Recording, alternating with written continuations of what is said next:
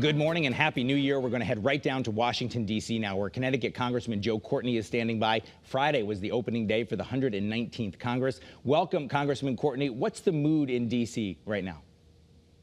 So, the beginning of any Congress, it's a little bit like opening day of baseball season because you've got, I think a lot of hope and optimism, particularly with new members who, this is such a exciting time for them in terms of, taking on a position to be part of the Article One branch of government. But there's no question that, if you look at the election results, particularly in the House, this is one of the smallest numerical majorities in history. And it, to me, sort of screams out that, we really have to find ways to reach across the aisle to make the process work. I mean, this is not my first rodeo in terms of being in the minority.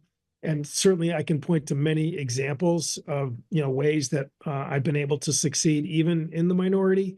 But again, it's there's friends that I still work with that I got reelected as well, that particularly in the sea power Navy space, where I'm very optimistic we're going to do some good things over the next 2 years. And then there's other issues which, particularly when we get down to the tax law, that's going to have to be updated later this year, where I think things are going to be a little more contentious.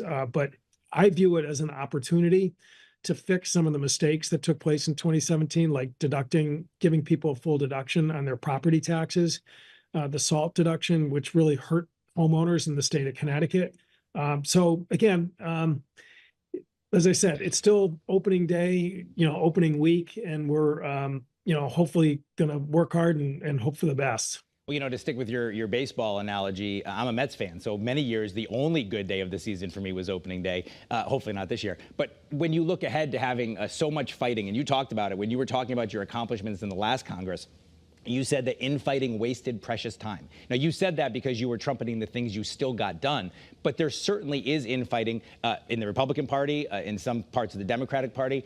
It's so unclear where allegiances lie in some cases. How do you deal with that as a legislator and still try to get things done?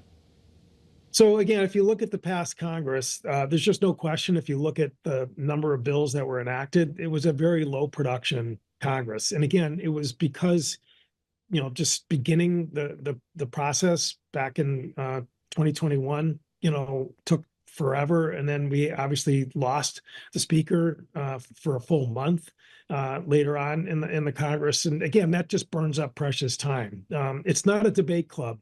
You're there to get stuff done, and time is precious. So, hopefully we're going to come to some sort of arrangement with the majority party where they recognize that they need our votes, and that there's issues that we really should try and sit down and compromise. I mean, that's what you do in every local school board, board of education, town council, and legislative, state legislator. So, that is really the question of the day in terms of just trying to, again, increase the output, because there's issues that really need to be addressed, like the cost of living. We didn't get a farm bill done in the last Congress, which we should have.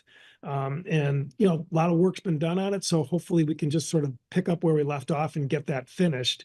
The Workforce Investment Act, which is a job training law that is so desperately needed with all the job openings, and trying to close the skills gap for people who could really succeed in life if they were given that opportunity. The update of that law, which would provide more slots for people to train up in a whole variety of professions, that's just sitting there waiting for us to finish it off. And that's, from day one, going to be what my focus. The political climate, for sure, and you talked about it, you're certainly a veteran there in Congress. The political climate seems to constantly be changing, maybe for the worse, some would say. I mean, you yourself had a bomb threat at your personal home on Thanksgiving Day. Who knows who may have been responsible, but is that something you have to fight against too, whether there's a certain number of R's or D's or independents or whatever, that maybe the climate is a little more difficult to navigate? I mean, there's no question, that's a reality. But I, have talked to Republican members since Thanksgiving when the threat happened, and a lot of them are going through the same experience. In some ways, it becomes almost like a bonding event for people to sort of share the concern and anxiety about the fact that, this is happening at a time when really we can lead the way to sort of really unify people. So, as I said, I mean, the numbers sort of scream out that it's a divided house, sharply divided house. We're going to have a president that's going to need to also succeed with a filibuster in the Senate. The fact that again, it was a strong Republican year in 2024, but the fact is that the process is still going to drive the need for people to work together. I want to ask you about Jimmy Carter. His state funeral is coming up in just a couple of days.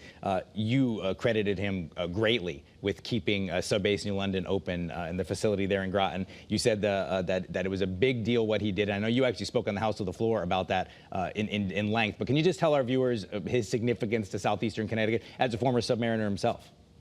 Sure. So he served in Groton in the early 1950s. Was part of the first group of the Hyman Rickover nuclear Navy elite, and was really slated to be, I think, probably even possibly chief of naval operations at that point. His dad died of pancreatic cancer in Georgia at the age of 58, and his mother called him and said, "We need you back home." So he resigned from the Navy, but he never forgot Connecticut. And when he became president, he was a strong supporter of Navy budgets. He, obviously was given the name the USS Jimmy Carter, which is one of the 3 Seawolf subs that was built in Groton, came up for the christenings. But when 2005, when the Navy proposed closing the Groton sub base, he spoke up, even though back home in Georgia, it was against what people back home viewed their own interest, because all of the subs in Connecticut, the 15 attack subs, would have been moved to Kings Bay, Georgia. But he understood the value of Subbase New London and Groton because of the sub school, the tradition, and also its geographic location in terms of just a strategic asset. So the head of the commission at the time, the Brack Commission, publicly stated that Carter's letter, which was in addition to Team Connecticut, which Jody Rell did a fantastic job leading. My predecessor, Rob Simmons, was also huge in terms of the effort to save the submarine base.